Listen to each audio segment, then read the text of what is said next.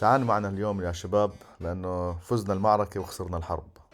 اليوم سوت الخبز زي ما قلت لها بالفرن، طلع هيك. شوف، مش طايقة تفتحه. بفتحه بس مش طايقة لأنه مش نافخ. شوف كيف زتتها هاي. يعطيك العافية.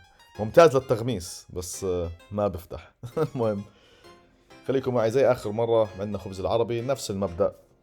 تاخذ شوية طحين، 6 أكواب طحين عضوي unbleached، تحط لك شوية ملح، شوية سكر، بيكنج باودر. مصرة طبعا على السكر. قلت لها بلكي هاي المشكلة من السكر هذا، لا مصرة على السكر الصحي قال.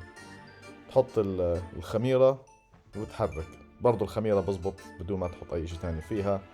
شوية لبن، وبعدين لبنة او ساور كريم اللي موجود عندك استعمله. برضو تبلش تحرك فيه وبتعجن. هون بتعجن، وبعدين ببلش تحط حليب. وكل ما كان الحليب شوية دافي كل ما أحسن، فإذا بتقدر تحطه وهو دافي أشرف لك وأحسن لك. طبعا زيت الزيتون من الضفة ممتاز.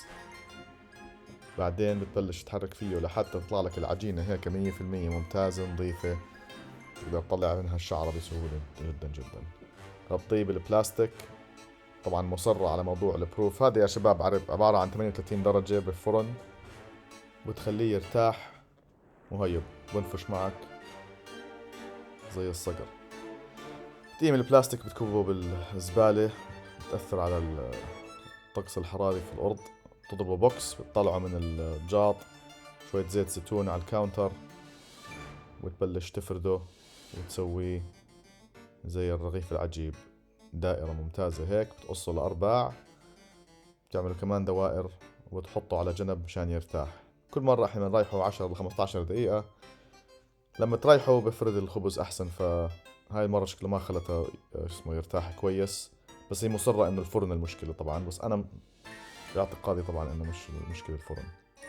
بس عمره ما الزلمة فاز مع مرته بأي نقاش.